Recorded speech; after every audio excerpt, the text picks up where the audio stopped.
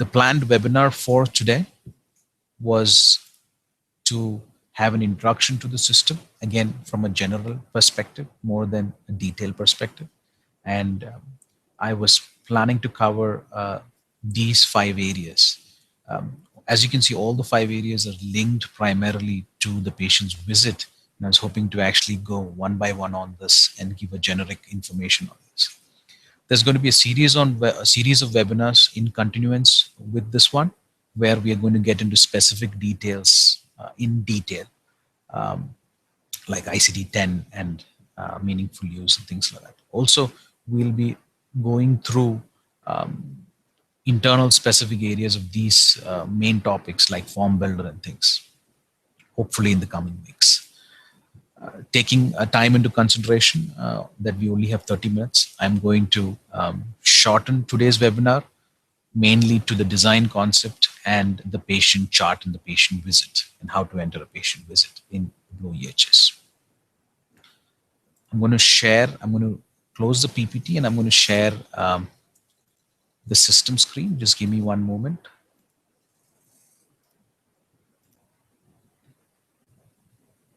And I hope that you can actually see the BlueEHS patient dashboard. I'm actually logged on to the system already. And John Doe's dashboard is on the system. Let me just confirm that everybody's seeing it, just to be sure. Okay, it looks like everybody's seeing it. And how you get here is that once you log on to the system, you get a workflow manager, and then on the top you have a search. You can actually put in the first name, last name, and you will be able to click on the specific patient that you're looking at, and the dashboard pops up. In the last 10 years that we have been implementing systems, as you all know, we are a leading contributor in OpenEMR, open source EHR, and we have our version of it, which you're familiar with by the name ZH OpenEMR.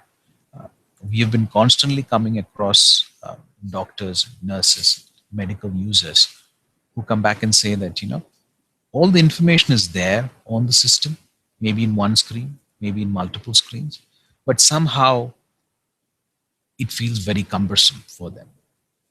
And I think there's been a lot of research that's going on to actually find out why this happens. And I think the answer is that systems are not built from a cognitive perspective, which means systems go in one direction and the actual job that the people do go in another direction. So they do multiple steps in their brains, in their heads, and they have to do multiple steps on the system to achieve the same. A system becomes really user-friendly when the cognitive step is augmented in the system as the user uses the system. And that's one of the things that it's been our endeavor to bring into the design concept of BlueEHS. And I'm going to talk about small examples of that before I go into the notes so that you get an idea how that's coming in each of the screen in BlueEHS. I'm highlighting an area in the system on the left side. It basically says Mr. John Doe is a 30-year-old male who speaks English. If you look at it closely, you will see that visually you're not able to see is a years old who speaks unless you really want to see it, because the real information, which is the name of the patient, the age, the sex, and the language, is in a darker blue color. What this does is, when you're using the system, relevant information juts out to you. So it reduces noise of all the other information that's not required. Same thing, same principle if you look at this case where I'm highlighting right now. If you look at most systems, you will see that sex would be with a higher degree of font or higher size of font, and it would be in darker black, and the actual information that the patient is a male would be in lighter gray. In ours, it's directly the opposite. The male is what juts out, because a user or a medical provider who's using the system day in, day out for 8 hours doesn't need to know that male is sex. The label is irrelevant after a certain point of time. So that's the way that we've looked at each piece of it. And if you really, if you're sitting in front of a computer, if you can just stand up and if you look at the system, you'll actually see that all the gray areas are actually going lighter and the actual information actually comes out. And that's the specific color gradients that we've used to actually manage this so that you get more information. And also uh, um, so that people who are less looking at the system from far away doesn't actually see information that they're not supposed to see. Taking this concept to the clinical side, if you notice, pointing at widgets here. So for example, I'm looking at the current meds that I'm moving my mouse over. If you look at the current medications, you would notice that it's got the medications listed. And first of all, the heading current meds is light gray, is in smaller font. Then the drug name, Morbin or aspirin or Monofed, is the one that is actually in darker blue. And then when I focus my concentration on aspirin is when I see the 500 mg and the oral sig that's been given. So again, the system is trying to replicate the methodology in which how a provider looks at medications. So um, so that it kind of follows the thought process of the doctor's way of looking at things. And again, this is the first level of information. We've also brought in gradient levels of information. So for example, if I just click on this, automatically the widget opens up with more relative specific data. So as you can see, a timeline comes up which shows when the patient was having the drug, when is the drug prescribed up to, what is the current timeline, what's the dosage. Green means that it's a medium dosage and things like that. So again, making information in levels also allow the doctor to see more information only when he wants to see it, not always. So if I was going to show my widget like this always, that's when the doctor comes back and says that I can see all the information, but this is just too much for me to actually look at it from a perspective looking at a patient on a daily basis. Coming back, each widget we've actually brought this concept into action. So if you look at the past visit, it shows September 17th he was here, July 24th. Again, I click on it, it shows me visually which days the patient had come in. And also you can see the balls for the no-show and canceled. Actually, this patient doesn't have any, but those will also come in red and black, because when a doctor looks at this, for example, a psychiatrist, he would be able to identify if there is a history of this patient not coming on time or canceling visits and things like that. This can also be useful for a biller. Again, information being shown in relevant methodologies to help the cognitive steps of the user. We've done the same thing for allergies. The allergies are differentiated into balls. So you have the orange ball there, which is shows moderate. If it was red, it would have been severe. So again, when you're looking at it from a clinician perspective, you would look at the red ones first and then focus on the other ones. So the system takes this concept to every inch and corner of the features that we have brought into BlueEHS. And users from OpenEMR and ZH OpenEMR can actually see the stark difference. You can also compare it with other systems, and you'll actually see that this is kind of very innovative as far as EHR design is concerned. I'm going to the main piece that we're going to talk about today, which is charting. So once the patient comes into the clinic, the doctor clicks from the calendar, comes to the dashboard, and directly can go into the particular encounter that once the front office makes arrived will be automatically in the system. So for example, I'm just taking this new patient visit. And if you see over here, the note comes up as soon as I picked it up, looked at the encounter. And you can see there are multiple types of forms here. And it automatically came with visit form, because we've got a unique way in the system where you can link forms to different types of visits and different doctors and different service facilities. So me as a doctor can define that if I'm going to a hospital, I can actually have a hospital-based form, which might be a little more detailed or which might be less detailed. And if the patient is an initial patient in my clinic, I can have a different set of form. So you have methodologies in the system where you can actually define workflows around what form needs to come when you open up a patient's encounter. Uh, the sample form that I've opened up over here is what we call a visit form. It's got all these components. Again, whatever components that you see on my screen right now is all flexible. You can have your own different forms, which we'll be focusing on when we do the form builder webinar. But please do keep in mind that the system is not at all rigid. You can have what you want to show up in this system. And that's something that we pride ourselves on. So the first tab that I've opened up over here is the chief complaint, as you can see. And when we were building ZH OpenEMR and when we were consulting on OpenEMR, we used to have a lot of doctors come back and say that, we want certain small changes here and there, or our chief complaint. I look at a chief complaint from maybe a cardiology perspective alone, and that's what I focus on, being a specialist. But what happened was, most of the time this would relate to a lot of coding time, and the user actually did not have control to bring this flexibility into the system and keep having the system change according to how his practice changes. And we wanted to make sure that in BlueEHS, the user had that control. So if you notice, I'm just putting some information here.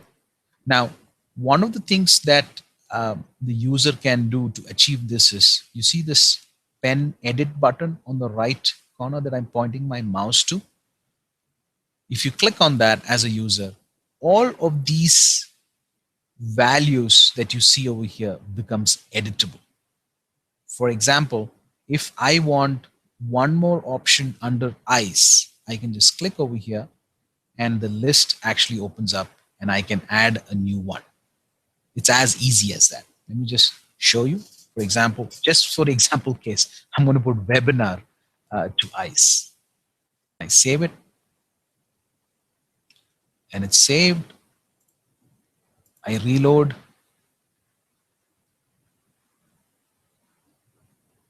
Just give it one moment. And as you can see, under ICE, I have webinar. See that? Again, the idea is to, if you look at the design idea once again, is to basically highlight the ones that are selected. So when the doctor returns to this particular patient, you will see those come out rather than all in one color. So the double vision, the coughing, the rashes and all stand out for the doctor. I'm just going to save chief complaint.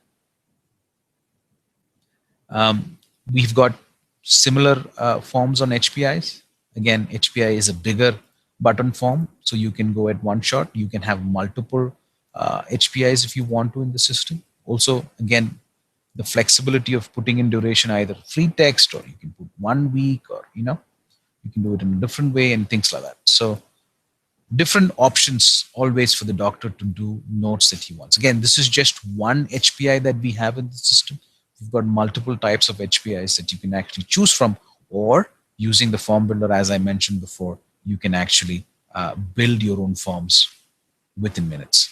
The same edit button is available for HPI, so you can make this flexible as you want it. We've got the history, which is again divided into family, lifestyle, and past medical. You can add more histories if you want to. The history is what I call a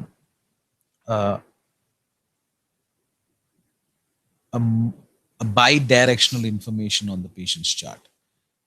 Basically, because it's like the fundamentals of the patient's record. So for example, a chief complaint is something that stays within an encounter, while history, prescriptions are what I call a tier 1 information, which actually stays as the patient's records as it moves from one visit to the other. So as you notice over here, I've not entered anemia or tension or anxiety, but it's already checked, because in the patient's dashboard or in the patient's previous visits, another doctor or in another encounter, this information was already put in. So the system brings that into the new encounter so that you don't have to fill it again.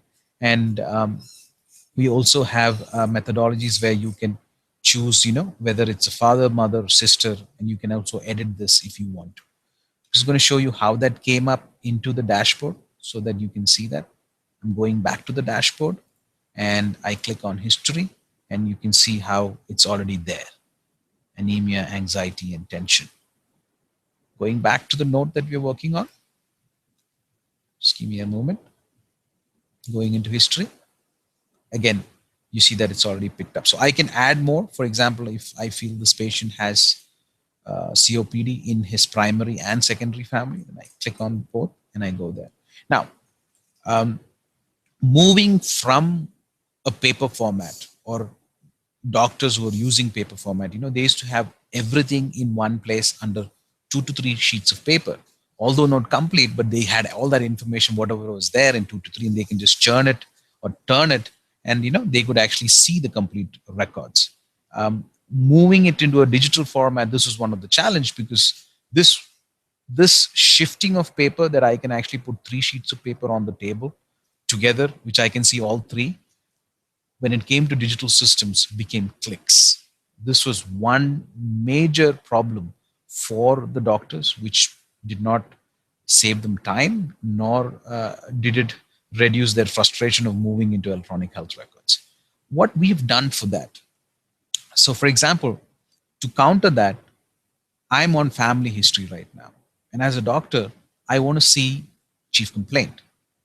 Normal systems, you would go to chief complaint, which means I need to remember what I was doing in history, then come back to history, and then continue with my note.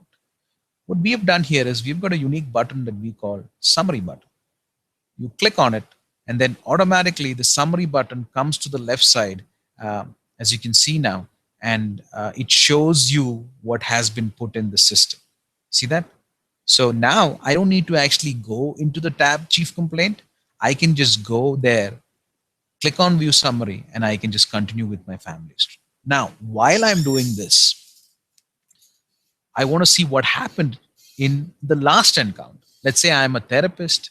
The psychiatrist has actually put the patient on a diagnosis, and I want to check what did the psychiatrist feel about this patient, not for this encounter, but the psychiatrist's encounter. So one way that we have actually done that is you can click on encounter summary, and the particular patient's every encounter.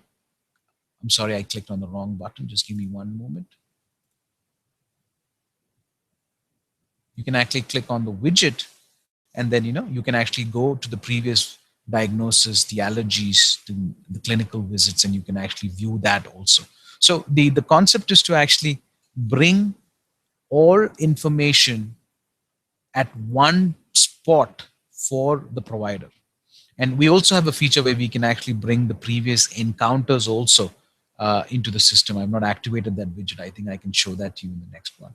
But all encounters in one place, medications in one place, everything that a provider would dream of going to when looking at a single patient, he can do it in one single page using the tools that I've actually shown you. Just going to close this. Give me 1 second. And I hope the screen is refreshing. Let me just refresh it so that it also shows up on your live streaming. Yeah. So in the history section, we've got lifestyle, we've got past medical, and different options here. Again, as you can see, each of the forms are very different. It has the edit button. We also have multiple forms that you can use. There's the vitals, history of the vitals come up on the right side. It shows up in red, green, and all that to show you what's happening there. You can move to previous ones if you want to. There are more than 10. There's a physical exam. This is one format of the physical exam, basically with drop downs, so you can pick up.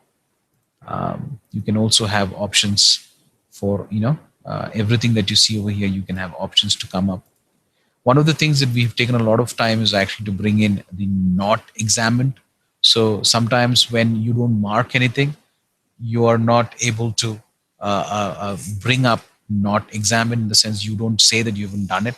But here in the system, you can actually flag it as not examined. in the system. We also have the review of system, which is a similar kind of top format. You have things dropping down you can pick up. And just going to save it so you can see how the saved output looks. Just give me 1 second. Let me just confirm whether the live stream is still live, just to confirm everything is fine.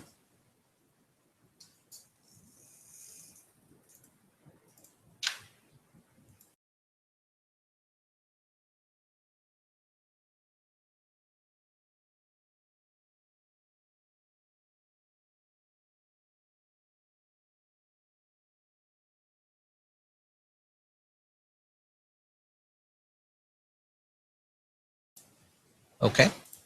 Okay, I think it's streaming live, no problem. We have the assessment.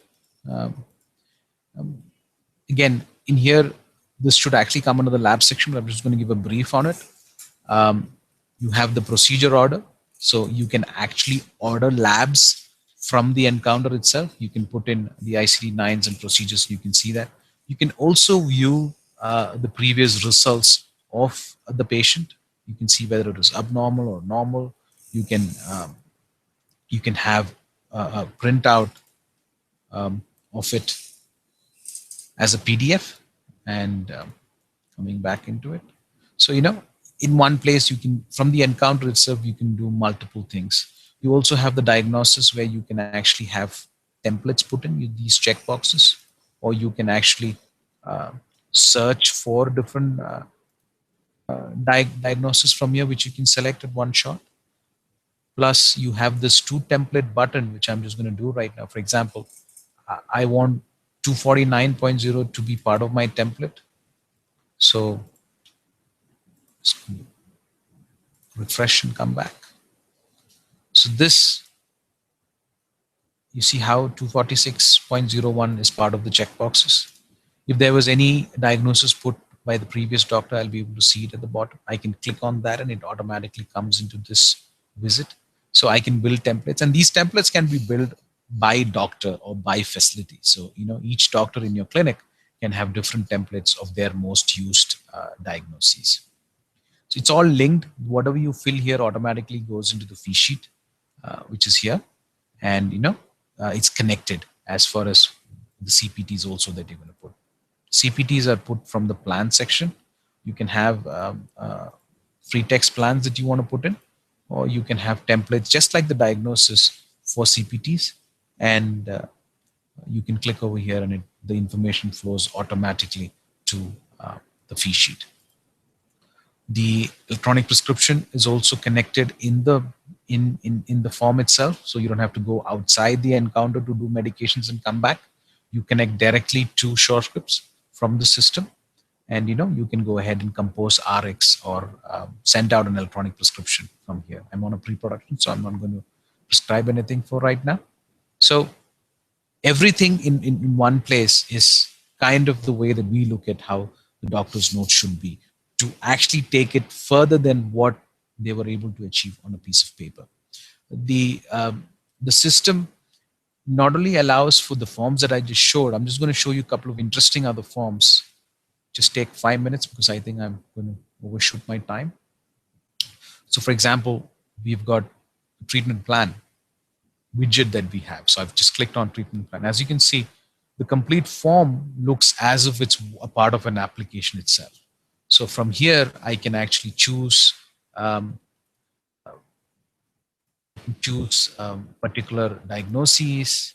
I can add new goals. Let me just select a diagnosis. Just give me 1 second. So for example, for this, I can add a new goal.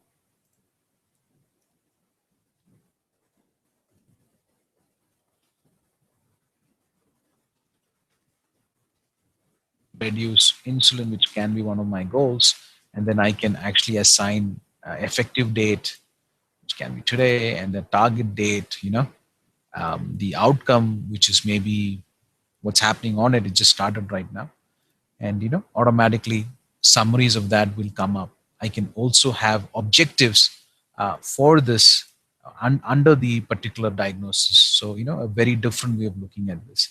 Let me just save it so you can see it. And one moment. Yeah. And then, it'll automatically keep track of what's happening and how many is remaining and things like that. So you can enter your own treatment plans. You can gauge the improvement of the patient. And I just really just showed you this so that you can see the flexibility on how the form comes up. One other thing that also you can see is, I've put in an example of what we've built with the form builder. This is a personal health questionnaire. Um, and this is built with the form builder, and I can put values in here, and automatically the system finds out if the patient is moderate or mild or things like that. And you can actually have your own formulas put in into the system, and you can actually build your own forms to help you do this.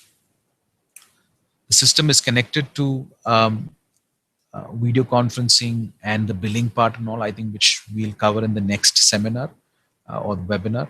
The only thing that I would like to add on to this is the concept of how we've bought sign off, just to show you how much focus we've given to the user interface and the time of the clinician. So, for example, if I wanted to sign off on this particular note, most systems you would have an initial pop-up that would say, "Are you sure you want to sign off for today's encounter?" Then you press yes.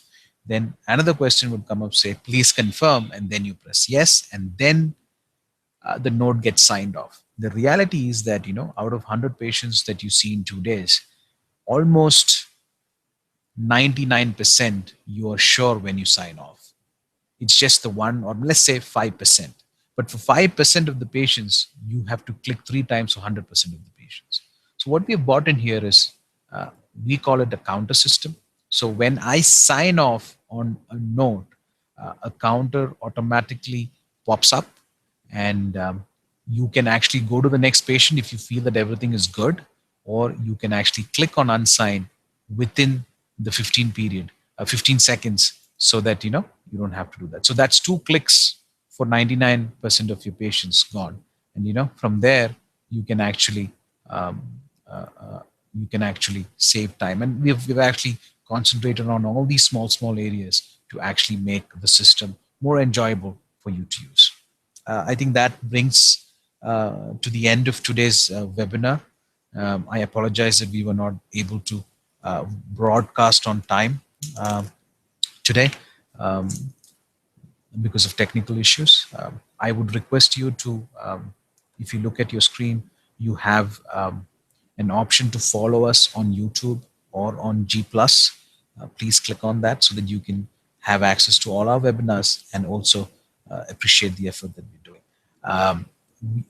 We'll be sending you forth emails about the next webinars, and we'll be making sure that everything is fine on the technical side so that it starts on time. Once again, apology for starting late. Have a good day. Thank you very much.